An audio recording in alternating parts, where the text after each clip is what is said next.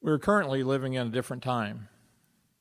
I would dare say that none of us this past Christmas season, when we were meeting ourselves coming and going from events, parties, and functions, would have ever dreamed that today our social calendar would be wide open.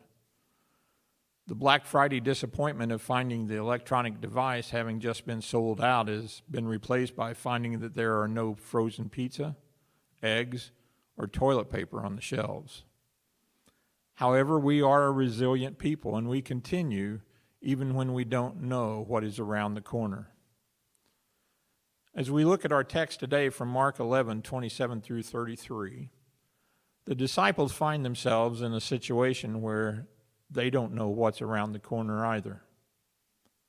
Mark writes, "They came again to Jerusalem, and as he was walking in the temple, the chief priests and the scribes and the elders came to him and began saying to him, 'By what authority are you doing these things? Or who gave you this authority to do these things?' And Jesus said to them, 'I will ask you one question, and you answer me, and then I will tell you by what authority I do these things. Was the baptism of John from heaven or from men? Answer me.' They began reasoning among themselves, saying, 'If we say from heaven, he will say, then why did you not believe him? But shall we say from men?' They were afraid of the people, for everyone considered John to have been a real prophet. Answering Jesus, they said, 'We do not know.' And Jesus said to them, 'Nor will I tell you by what authority I do these things.'" Over the preceding years, the disciples had experienced many things, and some of those experiences included their encounter with the religious leaders of the day. Now they had entered the city of Jerusalem. They once again see the actions of those leaders. The text is broken down into three parts: the place and people, the question, and the answer. Let's begin by looking at the place and the people. Jesus is walking in the temple courts when he is approached by the religious leaders. Remember that he had just cleansed the temple area the day before, and I would imagine that his actions were still on the minds of these men when Jesus arrived the following day. The religious leaders, the Pharisees, the Sadducees, and the priests had taken issue with Jesus for some time. On the preceding Sunday, he had arrived in Jerusalem to the acclamation of the people, and they were concerned. On Monday, he cleansed the temple of the money changers, who apparently these religious leaders had allowed to conduct their business in that temple area. Now it was Tuesday, and they apparently had more issues that they felt needed to be addressed with Jesus. The bottom line was that they did not believe that Jesus' teachings and his actions were authorized by God. Why do you think that might be? Were they concerned that Jesus was upsetting their position of authority? Were they concerned about how the people might turn against them as they saw how the people responded to his teachings and the healings, and as they watched the crowds honor him as the Messiah? Were they just blind to the fact that the Messiah was standing before them because he did not fit their notion of how the Messiah would act? We really don't know the answer, but they weren't believing that he was the one. There are people who we encounter every day who don't believe that Jesus is the one either. They may have many different reasons, like these men in our text. However, one's belief or lack of belief does not change the fact. Whether we believe or don't, Jesus is who he is. Our belief does not elevate his status. He is at the right hand of God, and he is the Savior of mankind. One's belief or lack thereof does not change the fact, but it does change us. For those who don't believe, they are helpless in a world where there is no hope. You see, without the saving grace of Christ, then people face a world that holds them hostage. The fears of the world press in, and they have no hope. The problems of the world press in, and they have no help. People without Jesus, whether they accept it or not, need help and hope. Jesus describes the distressed and dispirited people as sheep without a shepherd. For those who believe, it changes our lives and our destiny. We are no longer the people who we were before we committed our lives to Christ. He has changed us, and we begin to understand Paul's words when he said, I've been crucified with Christ, and it is no longer I who live, but Christ lives in me. And the life which I now live in the flesh, I live by faith in the Son of God who loved me and gave himself up for me. Galatians 2:20. Never forget that an encounter with Jesus changes people's lives. That brings us to the second point, the question. They asked, by what authority are you doing these things? What exactly did they mean by these things?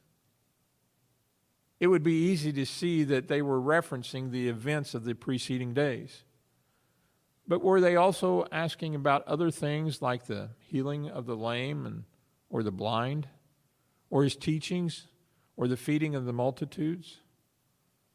Was it just the immediate events of the past few days or the accumulation of events over time? We don't know, but what we do know is that they asked the question, and usually when these types of questions were asked, the questioner is not as concerned about wanting to know, but more so in how the words can be used against the respondent. What these men wanted to know was, what authority did Jesus have and who gave him that authority? It is almost like when we were kids and someone appears to be taking charge and telling us what to do or how to act, and we ask, who made you boss over me? The religious leaders were looking not for the answer to their question as much as an admission to use against Jesus. Jesus was willing to answer the question, but he had a question of his own. He asked, was the baptism of John from heaven or from men? This question put the religious leaders in a box. If they said it was from heaven, meaning from God, then Jesus would ask why they didn't believe John. If they say from men, then they would have a problem with the people because the people believed that John was a prophet. So their answer was, we don't know. Jesus then stated that he would not answer their question either. His refusal to answer their question was not because he was unwilling to answer the question, but I believe it was because their heart was not in the right place. Had they truly been seeking an answer, I believe that he would have given it to them.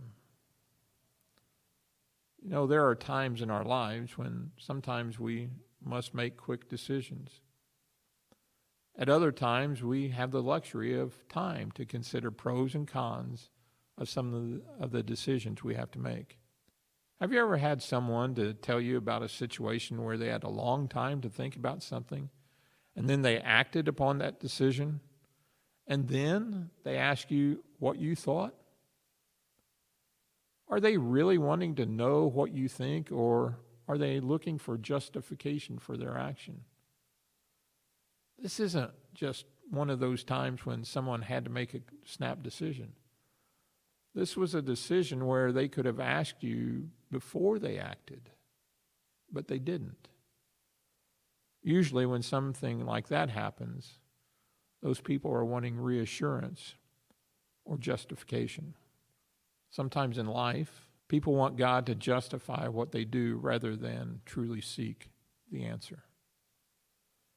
They rationalize that the ways of the world have changed and certain things are now considered fine by the world. You know, we must understand that society may accept things today that they didn't years ago, but that still does not make them right.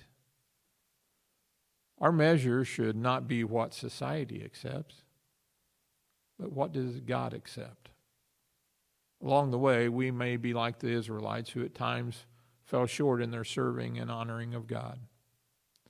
In Deuteronomy, they were warned about their actions and how those actions would have a negative impact upon their lives. However, there was hope, even in times of failing.